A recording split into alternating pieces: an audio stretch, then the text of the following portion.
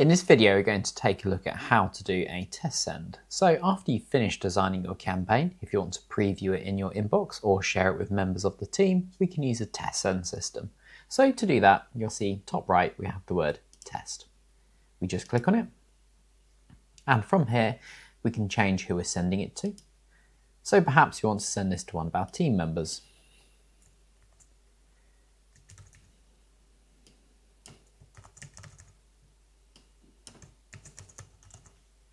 Just hit update. And we can also set our send from details. We just click on it and we can choose a new profile. So perhaps let's choose our testing profile. Okay, perfect. And when you're ready to hit send, just hit the send button down below. Okay, that's a quick look at how to use the test send system.